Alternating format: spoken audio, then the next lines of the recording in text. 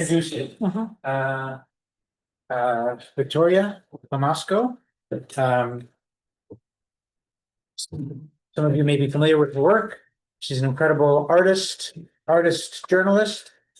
No, not an artist activist, and now not an artist journalist. I was. You were. But now I'm an artist symbolist. Artist symbolist? Yes, and the last Soviet artist as well. Sorry? And the last Soviet artist as well. Okay. Vika has had, this is her second book that's been published that you have right there. Oh, that's the first book. Do you have the second book? Do you have the new one? No, but it's very easy to find copies in New York in my publishing house, the same publishing house, and +1. Yes. So there's a new book out by the same publisher. It's amazing. It's also about Vika's travels around the former Soviet Union, her coverage and drawings of the protests in Belarus in 2021, and then a few pieces about her exile in Europe and what that's been like. So we're going to start with a presentation, Yes, and then we'll just have a kind of small conversation, a small group, so we can have lots of questions. and still I remember I want to invite you for the event tomorrow at the office of my publishing house and +1 in Brooklyn. It will be screening of documentary movie about my work in Russia on the eve of the war. Very interesting, not only about me, but about the last resistance, last forbidden rallies, what happened in the first days when the war started. Okay.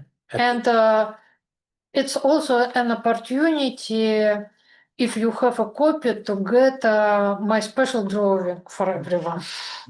Great. That's at the M+1 office in Brooklyn tomorrow. Okay. Tomorrow. Great. So I have a short presentation just for 10 minutes that you have impressions about the book. Today I'm the author of 3 books, Forbidden Art, Other Rushes, and The Last Soviet Artist. Together they cover 13 years and form a single chronicle of historical shifts in Russia. I have noted the years I have worked on each book. My presentation is dedicated to The Last Soviet Artist.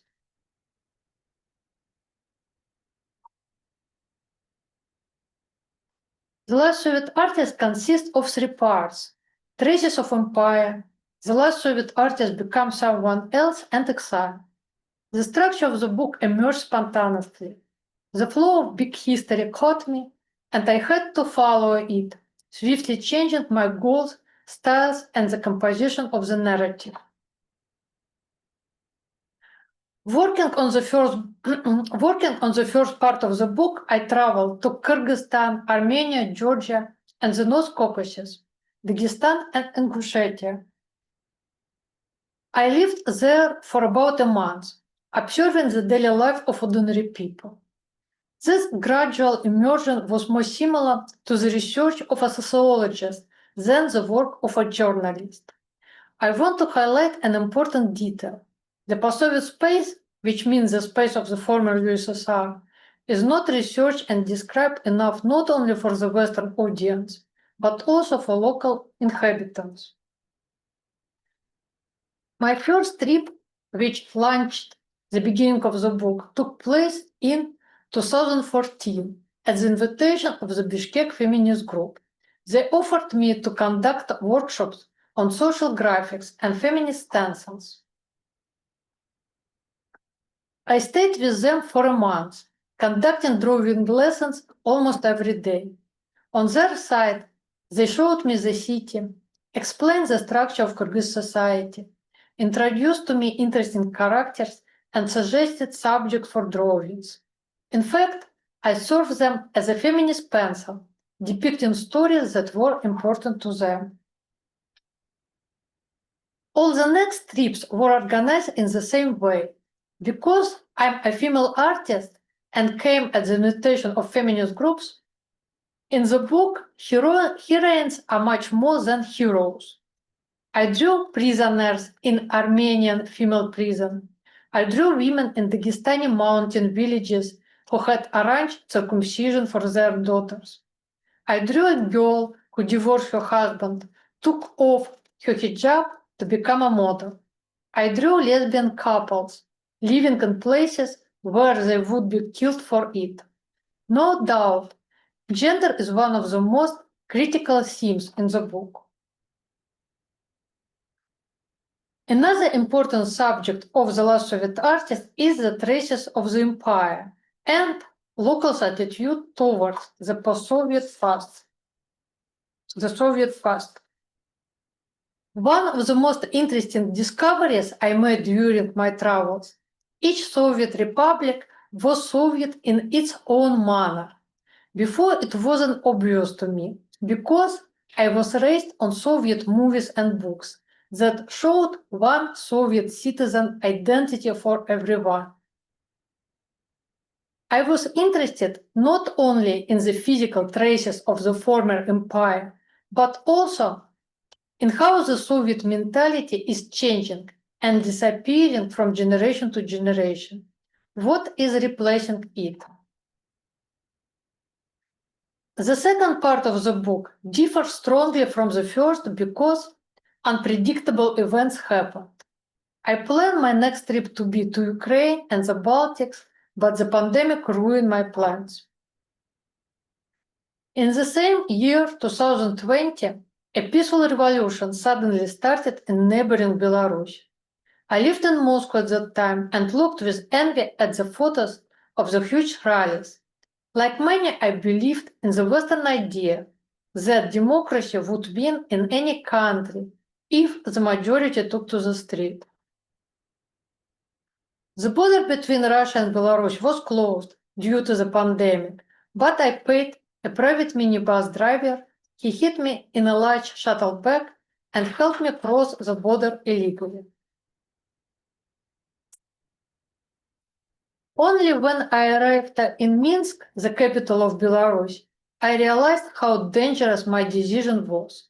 There were arrested in the city. Several participants of the revolution went missing, and later it became clear that they were killed. At rallies, the police beat people and dispersed them with water cannons. I thought I would draw the revolution's victory, but I arrived at the beginning of its defeat. The next round of political events began a few months later in Moscow. The opposition leader Alexei Navalny returned to Russia, was arrested at the airport, and never released again. Despite the risk, people mostly in their 20s and younger decided to participate in a forbidden rally in his support. This rally was harshly suppressed by the police, marking the end of the large-scale resistance. From that moment, I began to understand that I was a part of major historical events, and describing them was not a task for a journalist, but for a visionary artist. The first step in 2021 was a combination of my usual reportage sketches with large symbolical images in the chapter A Battle of Generations. The young generation like butterflies burning in the historical flames, and the Soviet generation lost among the ruins of the USSR. When I began to think not as a journalist, but a symbolist artist, I understood the main subject of my book. This is a conflict between the Soviet and the young generation. As a person born in the USSR, but who was formed after its collapse, I understand both sides and can serve as a bridge between them, creating a space for understanding and dialogue. The next chapter, called Moscow, Life on an Island, describes the months before the war began. Imagine what must have happened with Moscow, a vast, fast-moving international metropolis, if I compare it to an island. Its censorship, repression, and total control of public life. I discuss two strategies which we can do in a hopeless situation. Continue some kind of resistance or go into internal immigration.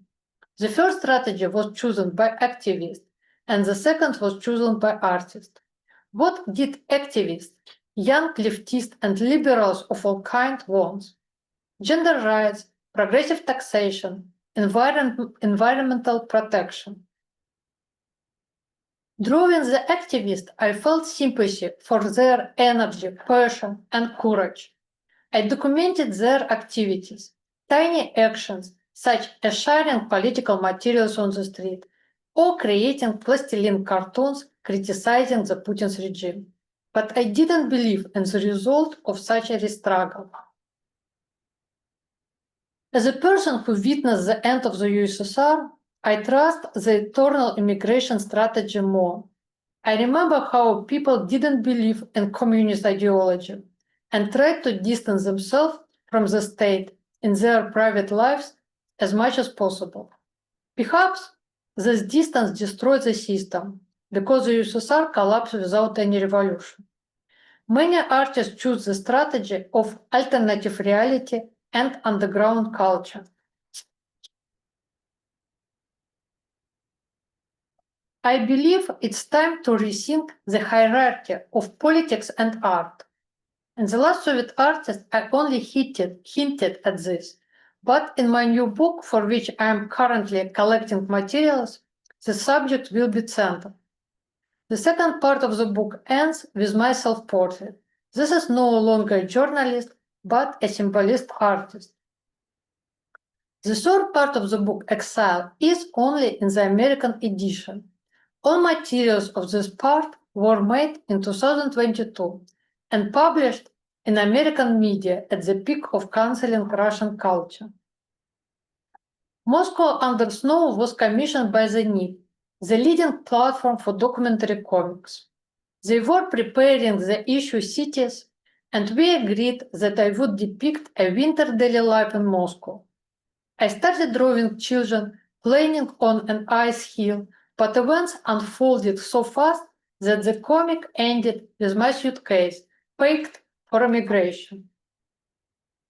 The next comic, Collective Shame, was drawn by Joe Sacca from my script and published in The New Yorker.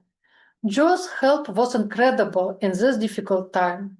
Imagine waking up in your home one day and finding out that your country has started a war, and now there is also a dictatorship. Because of your political background, you have to leave the country.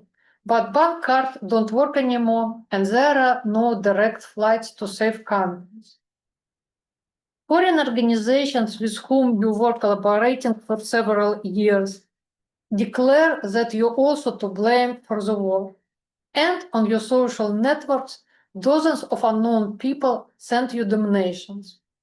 In these first scariest days, Joe, who I saw once at the presentation of Other Russias, wrote to me and offered help. Joe suggested to buy plane tickets, but I said, better help me get my voice back. The last Soviet artist concludes with the essay 5 steps. The first step is isolation. What it means to be born in a totalitarian closed country, to experience the collapse of the empire, and then to witness how in front of my eyes the borders are again closing. The second step is escape. How can I escape from this country without having any resources? I faced barriers specifically created by Western institutions for Russians fleeing Russia. And at the same time, I got help from my Western friends and colleagues. The third step is exile. I took Russia and all the characters from my books into my heart and didn't betray them. I continue to be the last Soviet artist who wants not to reject our traumatizing historical experience, but to reflect on it. The fourth step, shame, describe what it's like to be discriminated because of your nationality. Here I return again to the concept of collective shame, a manipulative idea imposed by media. You would think that isolation, escape, exile, and shame are my personal story, or experience of thousands of other Russians. But I think it's much deeper than that. These are patterns of history that repeat themselves with one nation or another. For example, you can recall the Germans who fled Nazi Germany to face hatred in other countries. Or your president changed the course of politics, and now your former allies are blaming all Americans. I don't believe in collective shame, cancel culture, and especially in separating people into bad and good nations. In my opinion, these are extremely dangerous tools that modern media use to control ordinary people for the benefit of people in power. The last step is called humanity because I want to give us hope. Thank you.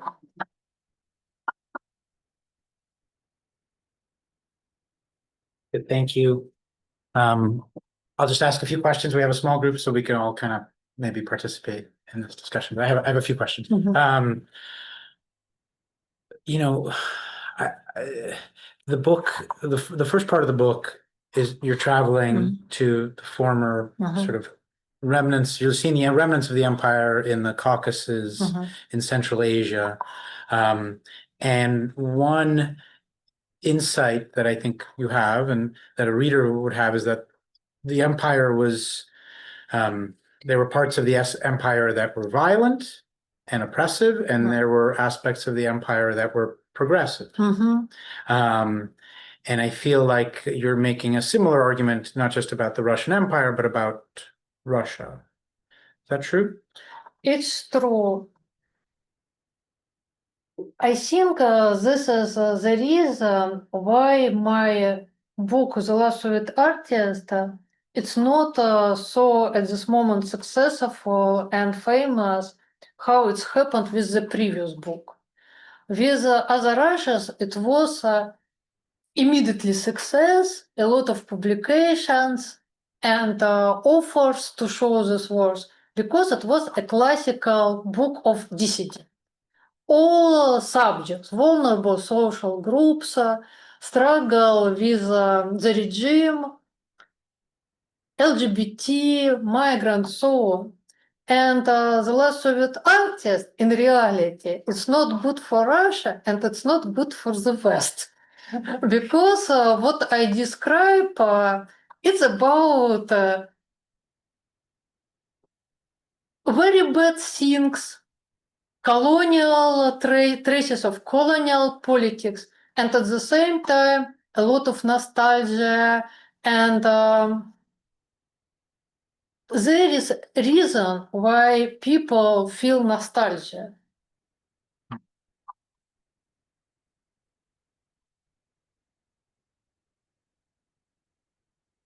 I will answer with a picture because it's more interesting. For example, one portrait of an old Georgian man, and in reality, I have dozens of such conversations. Many old people explain that during Soviet time, they had good professions. They were engineers, scientists, cultural workers. And then when USSR collapsed, they lost everything. Now they security guard or sell something in kiosk or taxi driver. And this is in Georgia, right? That was in Georgia. yes, it's in Georgia, but the same in all other places. And here I am with my father, who was an artist decorator and created such kind of propaganda. It's his works folders with a lot of images of Lenin's. He hated it. He just wasn't able to find another job in a small provincial town. He hated it. He wanted changes. But when USSR collapsed, he just lost this job and never found something new. I wanted to ask you about your artistic style. I'm just looking. These are your father's. I'm just struck by the fact, this is cubist, futurist, right? It's incredible, you know, if I wasn't told that this was Soviet propaganda, I would say, oh, this is interesting modern art, right? Which became the kind of the visual lingua franca of Soviet propaganda. Can you talk about your own style a little bit? Because this is the end of the USSR and much softer time when such experiments were possible.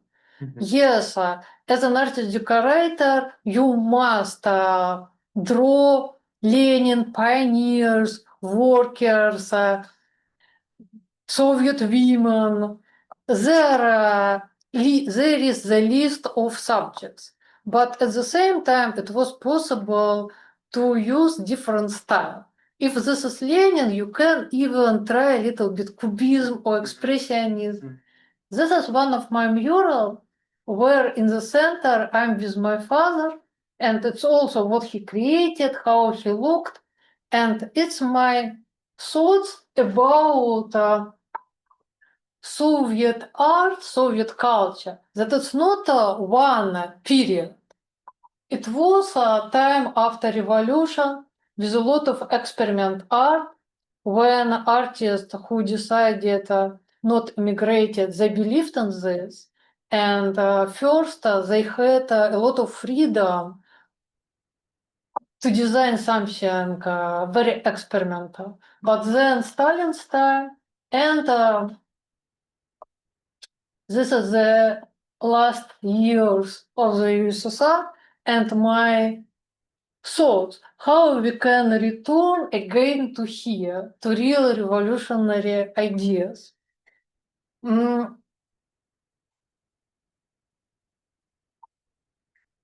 And it was my commissions right now, this month, something about Soviet style, something about photomontage. And I again used what I remember from Soviet time, how explain everything with Lenin. That Lenin can be great artist, an anarchist, the most peaceful person in the world. The book is called The Last Soviet Artist. And yet you are not nostalgic at all for the Soviet Union. I have all kinds of feelings. It depends on what is happening. For example, when I participated in Belarusian Revolution, I think you know that in Belarus, как это сказать, заповедник советской жизни? Как перевести? Backwaters. Soviet life.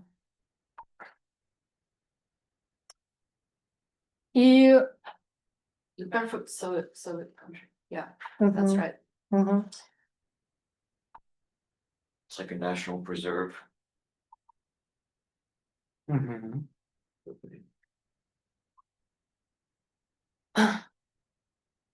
And I was there only 1 week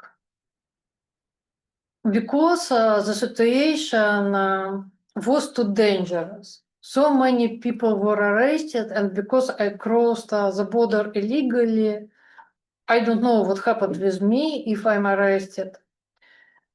And it was situation I didn't know how to return to Russia with all my sketchbooks. Perhaps I had to scan all my drawings and cross the border only with the files, not with real drawings.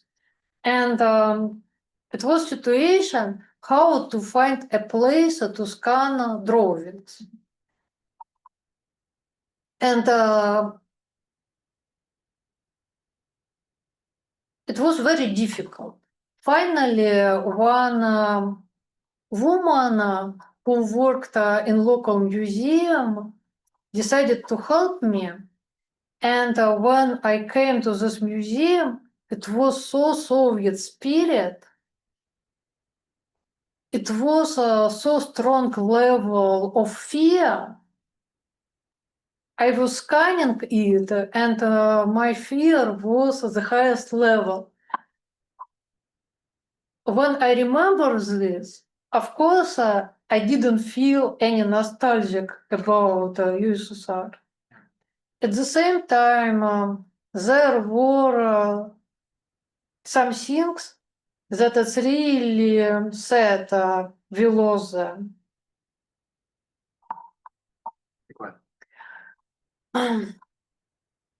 For example, respect to culture and education. And we almost didn't have a social hierarchy. Around me, all families look similar.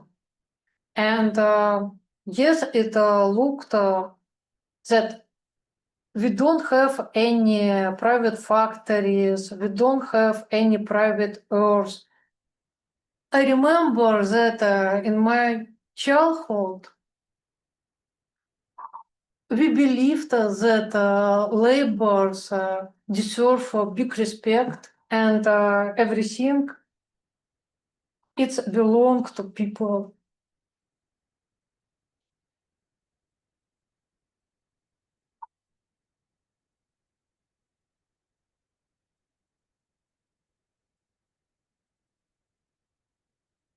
You know that in my style, of course, I based on Soviet traditions.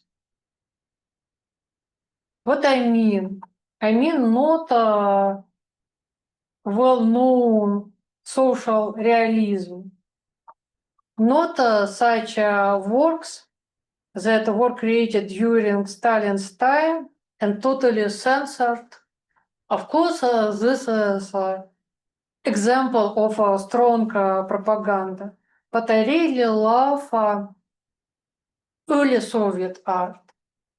You see, so big difference between 1930 and 1940s because the politics was changed. And even Stalin's time, censorship, repressions spoiled and ruined this real life, real research of daily life.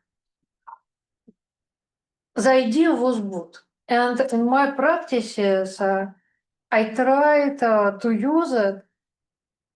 For example, it's my reportage about one village with a collective farm. And it was without any commissions, just my wishes. I came from Moscow. I spent my time, I drew them, I wrote the stories for their local newspapers. And people weren't surprised. Opposite. They felt it's right. Really, artists must come from Moscow and depict their lives.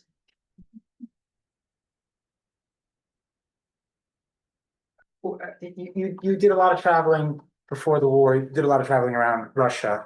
Your book, Russia's book, is about the people who are outside of Moscow or who are when you are in Moscow, you don't see them.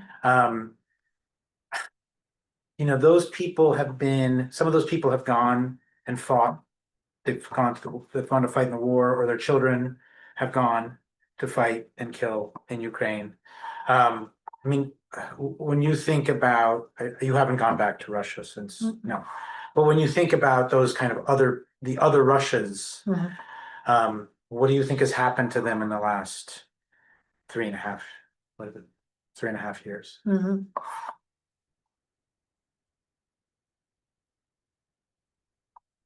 I don't want to read any medias, and mostly I believe only my friends, colleagues, and parents who continue to live in Russia. And of course, the government commission patriotic art. For example, one my friend who can visit Russia, we took these photos in the center of Moscow. This is big posters. And there are a lot of such kind of art. What I can say, it's a professional artist with high level. I think it's paid very well. And also there is something not so professional. For example, was an important project that the government paid money for poets, and they wrote patriotical poems about the war. But at the same time, what I heard, it's not popular for people. And for example, this is photos from my town where I was born, Serpukhov. Just a small provincial town.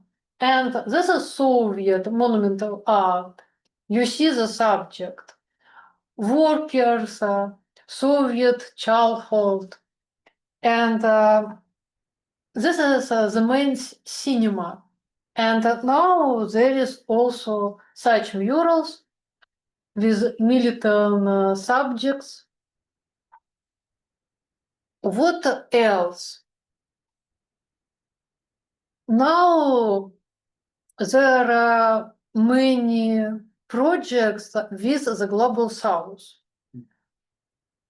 For example, this is the last Cosmo Art Fair, the biggest fair in Moscow. And of course, now they don't have any European or American participants. And they replaced it with artists from India, or, for example, from China. There are collective exhibitions with Russian and Chinese artists. And also, not everything is bad. For example, it's curious, but they also organized feminist conferences with a lot of participants, Russians and the Global South. And what else? This is example what I like and appreciate it, that because they need to show something, but everything about contemporary situation, current situation is forbidden, but they need to show something. So now it's possible to research Soviet backgrounds, including forbidden and invisible art. For example, art by artists who were killed and repressed in Gulag. And this is such exhibitions about a group 13, group 13. Most of them were repressed and killed during Stalin times. So such experience I found interesting. Oh, this is exhibitions about gender of Soviet women. Was incredibly popular for young generations. This is about Soviet monumental art. You're in Europe, Mhm. and there's been a very lively, sometimes not very productive debate among Russians, in Europe, Mhm. also Russian liberals who've remained in Russia, but mostly in Europe and in America, about Russian guilt, right? And what we or you what we did wrong in the post-Soviet period that brought us to this terrible place. Where do you kind of How do you think about that? Even in 2022, when only the war started, my public opinion that I repeat in each my talk, that collective guilt is a manipulative idea, and it's specially created by media. Why I'm thinking? Why it's my opinion? Because in Russia, I was working more than 13 years researching social and political subjects surrounded activists, researchers, journalists. And first, I know that we had resistance and how many people were punished and how it was strong. I saw it by my own eyes, ruin lives of people. But people continue resistance. People were brave. For example, my own life. Before this book, Other Russias, was published in New York and I got success, I was living for several years in a total poverty. It was a problem just to buy a sketchbook and a professional pens. Why? I had 4 kinds of educations. My level as an artist is really high. And Moscow is one of the most rich cities. I had all possibilities to live as a middle class. But with my activities, I wasn't able even to get children. It wasn't possible to do what I do and to have a family with children. I was at risk. Around me, all other people lived the same. Why? Instead of respect, we got this very strange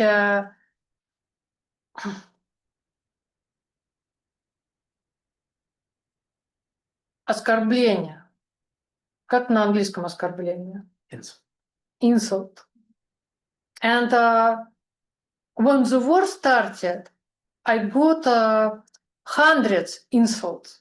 And sometimes it was in public space during my talks. Sometimes it was in the biggest European newspapers. Also, you know, if you have some mental problems and you go to a psychologist, if you will tell, I feel guilt. Guilt, it's the most traumatizing feelings. And any psychologist will help you to work with this feeling. Because with this feeling, you cannot create anything. You're just an empty place. Можешь перевести, что вот в этой таблице чувств и эмоций, ментального здоровья, вина стоит ниже горя. Okay. In the sort of ladder of human emotions, guilt is lower than sorrow. Sits lower, yes. Mm-hmm. And I saw how around me thousands of artists, writers, directors who believed in these ideas weren't able to create anything during 2 years. Some of them, even at this moment, cannot produce anything. Why? It was the main historical moment to be strong, to believe in themselves, and to create a new statements, to support other peoples. Well, you know why though. Hmm? But you know why people felt guilty. A lot of felt guilty. If they believed in media, they feel themselves guilty. But because I was working a lot for media, I know that any media is propaganda. Any, doesn't matter. In Russia, in Europe, in the United States, it's a tool, very dangerous tool. If you want to be creativity and healthy, don't believe in this.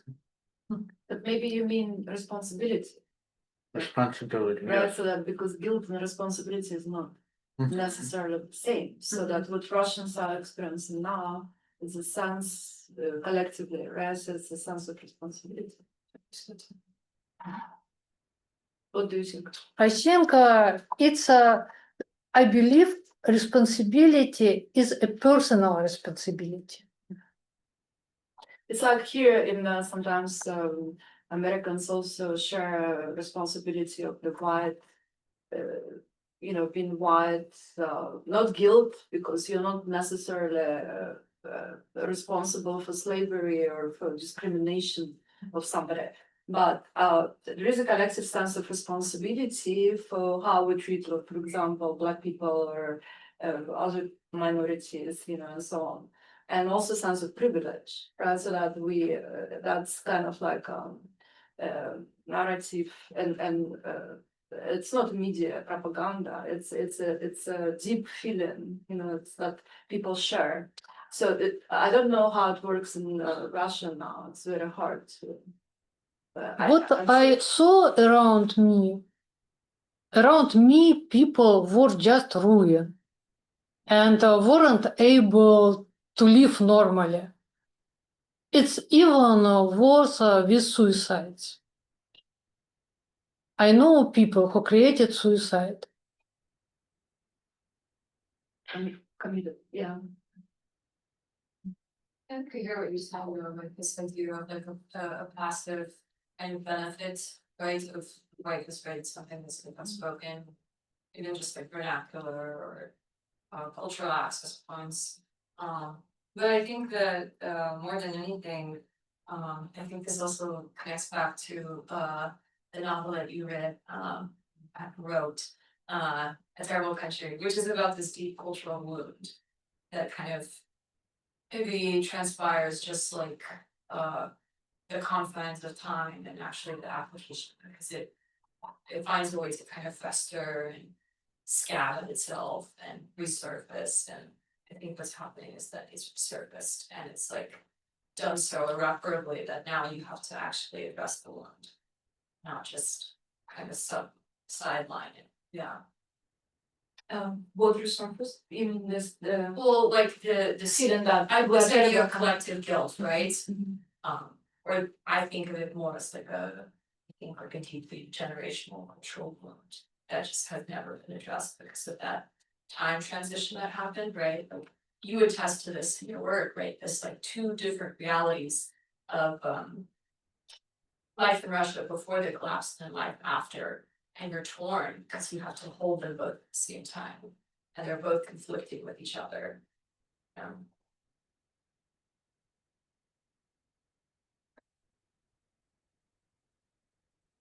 I mean, there's also a sort of point of view that thinking about the collapse and the transition, that there wasn't a real reckoning with what had happened in the Soviet period.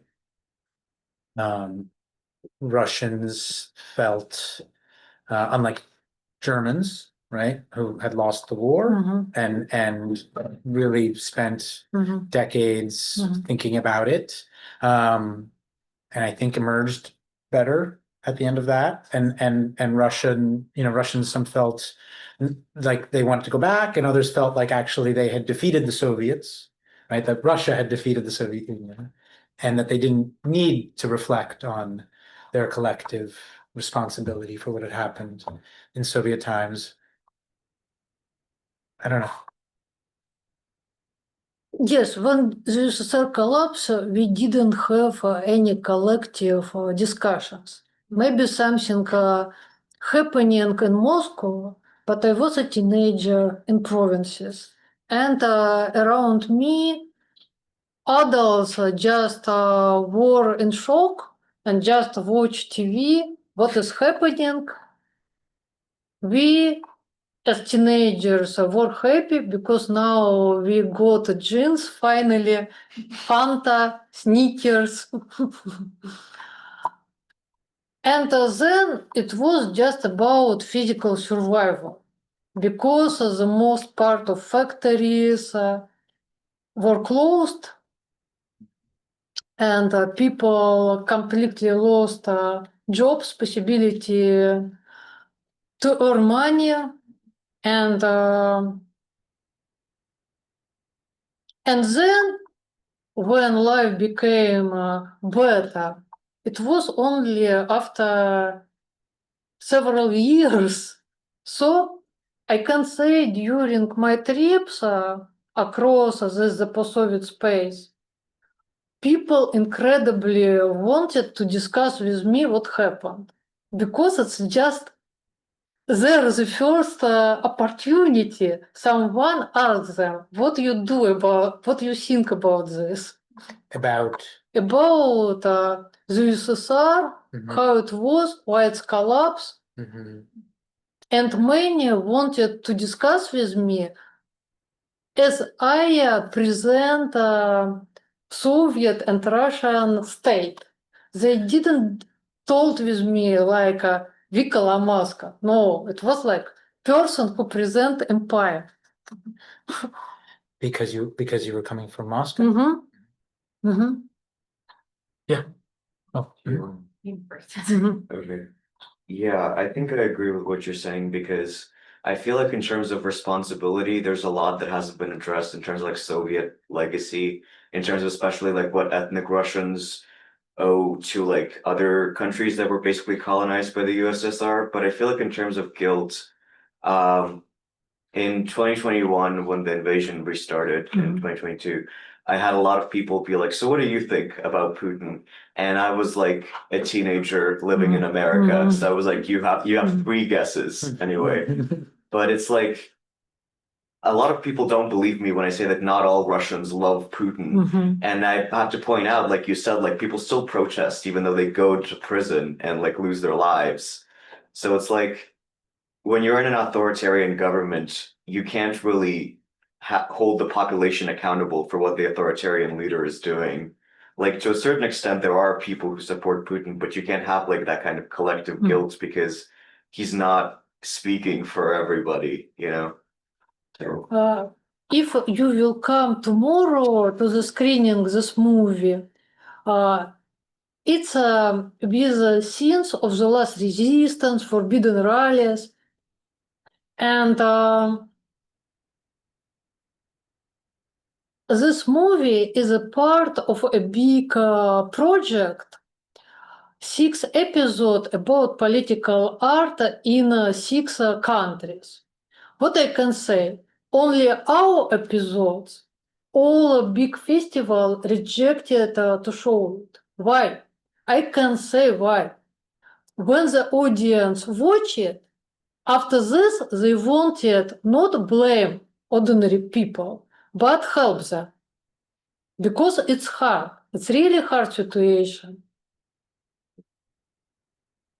Do you know the work of PS Lab? I don't think so. Oh, do you know PS Lab? Кого? PS Lab, лаборатория публичной социологии. Мгм. Oh, Мгм. Олег Журавлев. Знаю. Okay. Mhm. Does anybody know this work?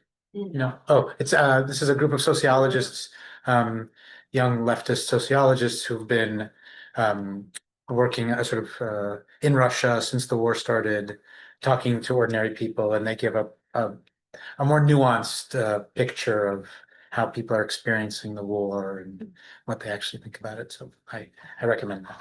Yeah. Mhm. Sorry to make a comment on the why Germany had to put down a response compared to Russia. Is it because the geography, the actual size of Russia versus Germany to like get everyone on board to have one opinion? Is that must be part of it, right? Russia's very big. It's Russia's very big. And a lot of like more remote communities throughout where I feel like Germany is a smaller geography and size. And so I think it's highly popular. It's a complicated. So yeah, it's a lot of about geography, but it's also very complicated history. And because Russian people, if we take only the Soviet period of time that Victoria is talking about, being hugely victimized. You know, it's about being victim, most of the population throughout the history. You know, Gulag and repressions during Stalin's suppression of boys. You know, and Russians always, they will never feel collectively guilty. I mean, it's not possible to imagine anything like that. You know, because it's the history of victimization, you know. I mean, that's my point. I don't know. What do you think? I think before the war, when I looked at the young generation, 30s and mostly 20s, it was a chance that they reflect on the history. They much softer than my generation, for example. And we thought that maybe this machine of violence will be stopped. And this generation can reflect on our experience, history, and so on. But you see what happened? Now they're even more traumatized that we.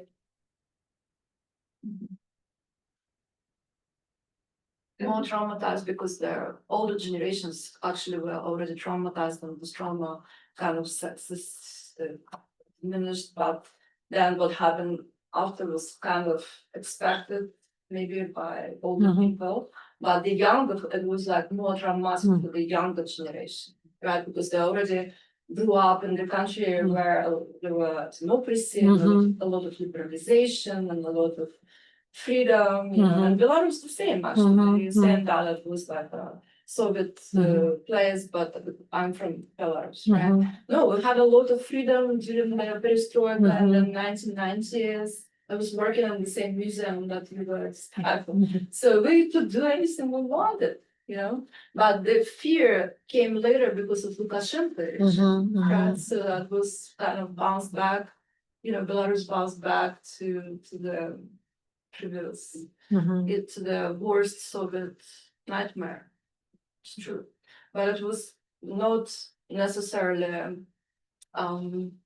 you know, a smooth transition, right? From the Soviet to the regime. No, there was a period of time when there was a lot of liberalization and a lot of freedom. Yeah. So this is why those generations that grew up during that period of time, for them, what's happening now is more shocking, right, than maybe for older people. And this is why the protests in Belarus in 2020 was so fierce, right? So because there was young people who were like really wanted to go forward, you know, but all of a sudden they were stopped, you know, in the middle by the regime, and that told them, you know, go back, you know, where I put you. And so, and Russia is even more, is this kind of affected them stronger because they had much more freedom and liberalization, and they had an opposition, right? They had oppositional parties, they had the, you know, really like heroic people who were like leading oppositional leaders, very popular in the press and the art scene was like so developed, right? There was like garage, and there was a Moscow Biennial, and then all of a sudden everything collapsed, like you know, to the point, to the ground zero of the cultural life there, you know, the way how it used to be. We had many feminist festivals and exhibitions, LGBT festival and shows, and dozens of Western organizations based in Moscow and St. Petersburg. about to reflect about colonial politics. For example, we had Genrich Böll Foundation, and they supported a part of my work for the last Soviet artist because it's about a reflection of colonizations. So young generation was very interesting in such discussions. We were at the beginning to start it. I was gonna say, if you were wondering kind of about the more sub-level kind of experience, what happened across Russia in that transitional period. There's a fantastic book, The Last of the Soviets by Stefan Milicic, if you haven't read. And I think the really kind of key takeaway of that, or like her recordings and interviews with all of these survivors, or I guess Soviets who outlived the Soviet Union, is that it registered at so many different levels and also at different time frames. Right, the proximity of being in the city, right, or being in St. Petersburg, and then suddenly everything capitulating kind of right in front of you, versus being in the outskirts and only then kind of feeling the effects or ramifications of this changing kind of cultural system. It's a really fantastic record, yeah. Is it the time second hand? Yeah, second-hand time. Yeah, Yeah. yeah. I think the other thing that I wanted to maybe kind of introduce into this conversation, is this idea of post-Soviet Westerners or kind of post-Soviet Americans, because I think that's like the third fracture from like the Soviet generation to the post-Soviets to now this new group of, I think, you know, individuals who are growing up with kind of a mixed language environment, maybe some cultural connectedness or understanding of identity, or maybe insistence to maintain identity. I mean, I actually fled as a refugee in the early 2000s from Volga, so I grew up here in the States. But I kept my language because it was something that was that had been passed on to my parents and my grandparents, and it was also one of the primary languages, despite the fact that my other half of the family is Ukrainian. And so I think that there is kind of giving and tugging that's happening, I think, culturally, where we're having to renegotiate or reconfigure our understanding of cultural history and whether or not it kind of inserts itself into the room, at least in the academic space. I found that to be the case. But I'm curious if anyone else feels the same way in terms of having to kind of negotiate or consider these perspectives, because, you know, the way that like young people feel about Russia who just left and are living in, you know, Leipzig or something like that, is very different to the way that post-Soviets who are living in the United States and have never gone back, but have some cultural understanding or connectedness to that history, feel about Russia and Ukraine, or about anything for that matter. Yeah.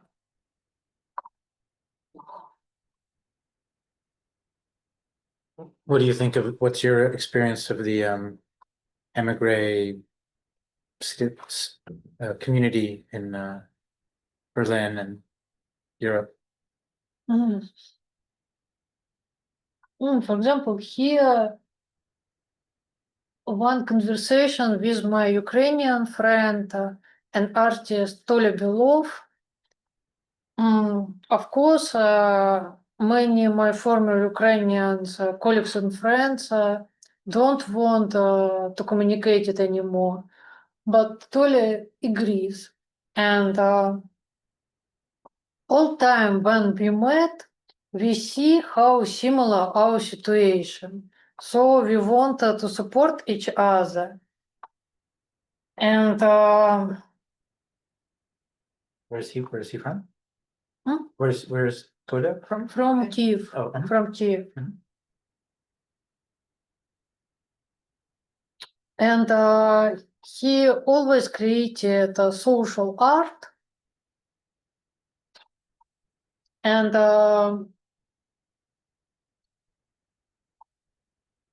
we thinking how we can describe the situations, because so many level of censorship everywhere. It's understandable that in Russia, but it's also in Ukraine and it's also in Europe. And I drew this picture how I understand European situation with political art. This is a small room with 4 corners. If you want some stipendium, fellowship, or grant, climate change, LGBT, migrants, and problematical non-Western countries. And before my migrations, I didn't think about this, but I was in this corner. And now where I am, why we don't have anything about others, about rating of social inequalities, about new censorship, about center and provinces, and so on.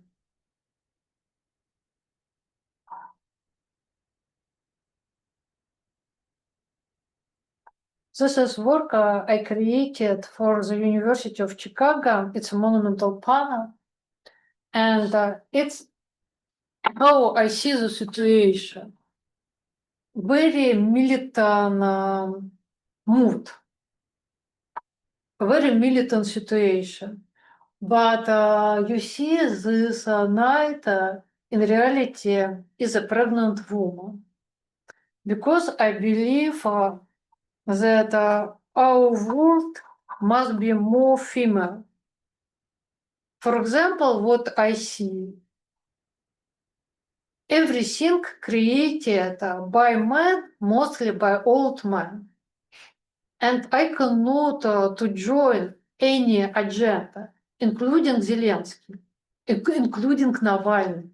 It's not my subject.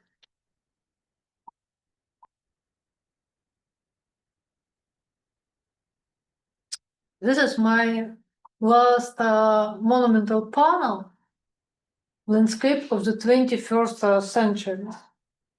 And one of the elements here, it's a media wheel, and you see what is happening. All time on the top, only one nationality, only one problems, and then they fold and became just a piece of garbage. And it was with Belarusians, it was with Russian dissidents. I can say that partially now it's with Ukrainians, Israel, Palestine. Now we can discuss only about what is happening in the United States, and absolutely this all people are forgotten. This is piece about contemporary Europe, the last paradise.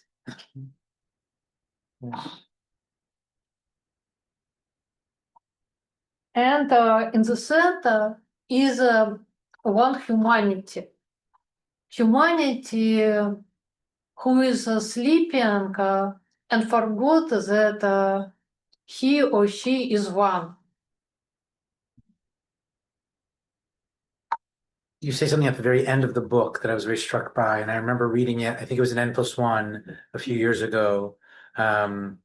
You said, I've sort of left my country. I wasn't able to take anything with me. I am without a country now. My country doesn't want me, and Europe, the West doesn't want me either. I don't make sense. I don't say what they want. Nobody wants me. And yet, and I'm paraphrasing, I'm not envious of people who are more comfortable than I am, because the future that we are heading toward, you can only enter it empty-handed. And I remember reading that a few years ago, and I thought, well, maybe not. But now I think, yes, yes, we're in a very terrifying period. And of course, I believed that the Europe is the next. I don't feel safety there.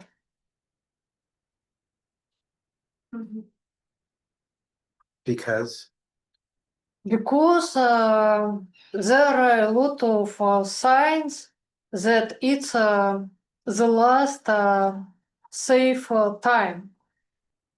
I'm in Germany where you know that a new nationalist party almost won, and a lot of such mood against migrants, other nationalities.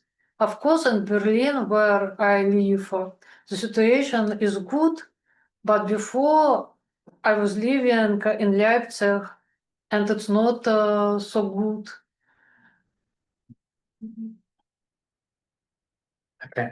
Being a sort of an anti-Russian coalition is like the only thing holding Europe together, liberal Europe. The problem is that it's absolutely what I see on the stage. They are similar what we had in Russia. In Russia, as intelligentsia, we mostly wanted to keep our status quo, just to keep all ideas and tools that we got from the previous generations. It wasn't our ideas, it wasn't our challenge. And now the same. I have many connections in European institutions, and people don't think about big historical challenges, but mostly only to keep status quo in these institutions, to continue to do the same and the same and the same things. But it's not possible. You may have heard about Columbia University experiencing something similar recently. Yeah. Yeah, they remind us from the downstairs, when you have Yes. to go register to the police Yeah. and Yeah. can I ask? Mhm. Yeah. I think, and then I think. So, do you see that in Europe you can do the same what you did in with this project out of Russia? So when you can go and document the protests and explore social inequalities and that topics that you want to explore as opposed to what you think it's next, the climate change. Mhm. So do you think maybe you can just continue, you work and I cannot continue in the same style. Why?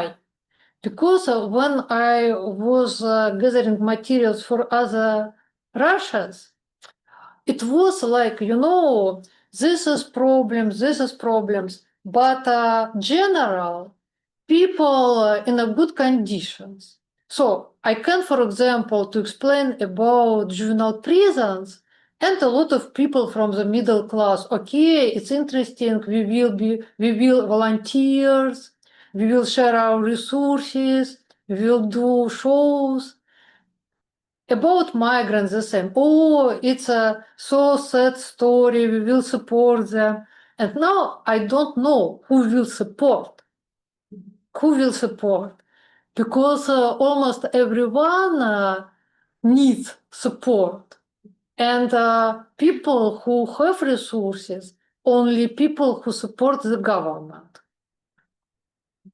I see that you interest is always on the left, so that because I'm very familiar with your work and I know that you always chose the subjects like a worker strike, right? The protests, also the life of the sex workers, right in the somewhere in the Kazakhstan, Kyrgyzstan, so and so on. So I saw that there is a very or maybe I'm mistaken, left in Europe, the left movement, so that you can become a part of, and you can also kind of. I visited a lot of rallies, for example, pro-Israel and pro-Palestine as well. Very often they are on the same street. Of course, for me it was interesting how police react on this, what is happening on the street. I don't know German, it's a problem, but through my observing, I can understand many things. I visited LGBT events and rallies as well. So, but if compare with other Russias, it was many separated events, communities. But now it's a really big history. So, okay, I can take some details from reality. But now challenge is much bigger. Now the challenge to try to see, to imagine a desirable future. Okay.